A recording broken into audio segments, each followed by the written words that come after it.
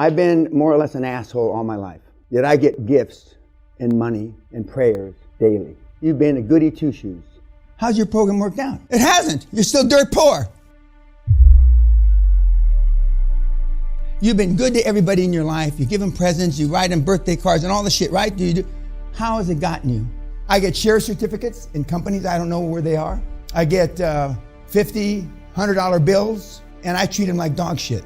And the worse I am, the more gifts I get. Again, how's your program working out? Most of the gestures of friendship that you do, nobody gives a shit about, because most of you are pleasers. I'm the antithesis of a pleaser. Henry Ford, the first a pleaser, no. Elon Musk, no. Bill Gates, no. Warren Buffett, I can go down the list. They have the same attitude that they don't give a fuck what you think, what you say, what you feel about them. It should not go unnoticed that how much different these people are than you. Am I the only one that sees this? They weren't afraid of anything, and if they were afraid, they did it anyway. Just the opposite of you. They're all alike. They're all assholes. They don't send flowers at Christmas or at Easter, whenever you say, I don't even know when you send flowers. They never say they're sorry, which is the biggest. When you cut that fucking word out of your vocabulary, you will grow 50% as a human being. Because first you cut the word out, the actual action. Then over time, you cut the feeling out. And all these guys are the same. Success leaves clues. If they're all not like you, what in the fuck is that telling you? But the key is, can you now do what you know it takes to be one of those kind of persons? That's the real question. Now, you have been taught to make people comfortable. You've been taught, for the most part, to be a pleaser. If you do that, you're going to take a long time getting professionals. You put them on your back heel, as they say in Britain. You make them uncomfortable. The first financial presentations, beads of sweat will come off their foreheads, the bankers. By the way, you know the word nice, the derivative of the word nice? It's a 13th, 14th century Anglo-Saxon word that means retarded, imbecile, moron. When my mother used to say, well, I got a nice girl, well, I don't want to meet any nice girls. Part of being a pleaser is giving tacit approval. Tacit approval is, you and I talk, you know I'm talking bullshit, but you don't say anything to me, you just listen. You might even shake your head like this, not on purpose, but just like this. So you're giving me tacit approval by not speaking up. And your whole lives have been based on tacit approval because you don't want to be confrontational. But pleasing and giving tacit approval is why you're here. Now, there's a lot of people you don't like, but you don't say that. A few years ago, I interviewed the former assistant to Tom Cruise. And I said, well, can you tell me without telling me anything private shit, you know, that's in the news that maybe I don't know? He says he gets up every morning, 4:35, like he didn't make a penny or a picture or wasn't famous. Every morning of his life, 7 days a week, he gets up like he's starting from scratch. Now, see, I don't consider commitment and focus a sacrifice. You do. Why? Because when my dad retired from the LAPD after 28 years of being a cop, he never took a fucking day off his entire 28-year career. So what kind of role model did I have? From 1971 to 1997, I worked every fucking day for 26 years. Every single day. From 1971 to 1997, I didn't take one fucking day off. If you think that I'm driven now, you should have seen me when I was 30. I was a psychopath that could work 120 hours a week, go 3 or 4 or 5 nights without sleep, drink like a fucking fish, fuck all day and all night. I was a living, walking, motherfucking psycho. And I used to give 5 to 8 presentations a day, 300 cold calls a day. But I was in a hurry and I was serious, unlike most people. I wasn't pretending, and I certainly shit wasn't a pleaser. Because to me, default of being poor was not acceptable. I'd rather be dead. And I probably had 100 suits. I'm 24 years old.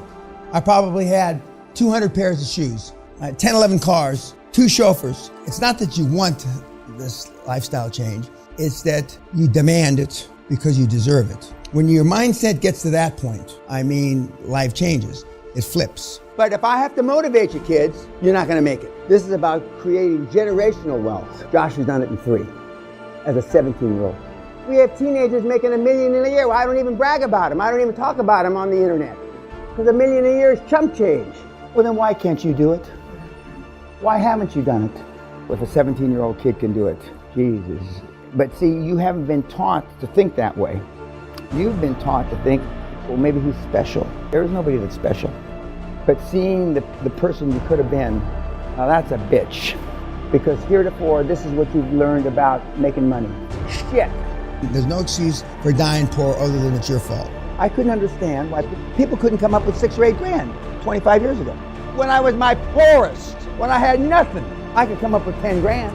I mean, when I had nothing, I could come up with 10 grand. Like I took a shit. I don't know anybody that can't come up with 20, 25 grand. I don't know physically, other than seminar attendees, I don't know anybody that I've talked to in the last 25 fucking years that can't come up with $25,000. I may have bumped into him on an airport or some shit, or stood next to him in a fucking elevator, and the people that I know that couldn't come would be embarrassed to say they couldn't come up with 25 grand. Do you realize how low on the fucking motherfucking food chain you are?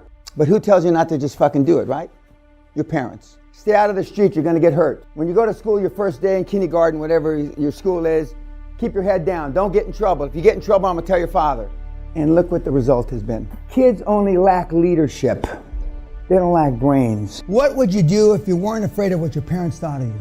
It didn't bother you what people said about you, thought about you. You have no idea. And all of you in this room can speak louder and more forcefully. Nobody's ever accused, well, what did you say, Dan? I couldn't hear you.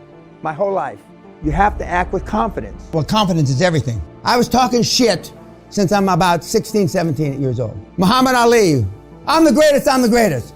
Hadn't beat anybody up yet. They all talk shit. They don't talk shit publicly because they're worried about their legacy. I don't give a fuck about my legacy. Part of my legacy is that I talk shit. Everybody on the planet doubts. The difference is the high performance people don't share their doubts.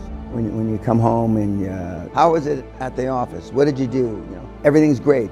Couldn't be better. Words matter. Even if you had a shitty day, if you allow yourself to share that doubt, it becomes a self-fulfilling prophecy. But that's how you've lived all your fucking life. You think it's funny. It's not fucking funny. You lived all your life. When you come home from work at night and your wife says, or your slut that you're living with, how was, oh, it was a motherfucker today. It was a bitch. The boss wasn't nice to me. I lost 2 sales because I'm such a vagina. That's how you sound when you come home. But I mean, all the high performance people I've had the privilege of being around are the same. Give compliments when richly deserved. Too often they say, good job. Well, fuck, what the fuck's that mean? We don't want good jobs, we want extraordinary performance from everybody. And it starts with you. And what QLA is, the definition of a high performance person, is to always do what he says and always say what you do, and to be all you can be every single day. L, M, and N are the 3 most important parts of the report. What did you do to scare yourself? How many cold calls did you make? And what did you learn this week?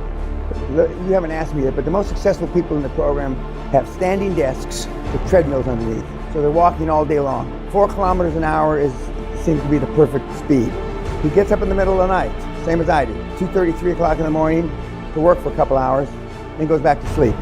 Success leaves clues. The next thing he does, he already lived on the 54th floor, one of the big buildings in Manhattan. Now he's on the 79th floor. And the view from the 79th floor is a lot fucking different than the 54th floor. He used to drive an expensive, the most expensive Porsche. So there's no plan B. They're spending more than they're making. There's no alternative. They either succeed or they go bankrupt. And the most successful people, that's what they do. Now everybody's got a motherfucking opinion. Do you really think anybody cares about your opinion? No. But you give them tacit approval because you listen to them. Steve Jobs used to say no 1,000 times. I say no, K-N-O-W, when to say no. And when you're at this stage of your career, always say no. If you never said yes in your life, you're better off. Life is where you are now. And how's this fucking program worked out for you, old timer? Not worth a shit. Because you're used to failing, you don't expect to succeed. If you don't think you're going to change the world, guess what? You're not going to change the world. Enthusiasm and focus, that's all you really need. Enthusiasm and laser beam focus, nothing else. And then, it becomes a self-fulfilling prophecy. I'm hard on everything because I have high fucking standards. Whoever put us here to be all we can be, not a fraction thereof.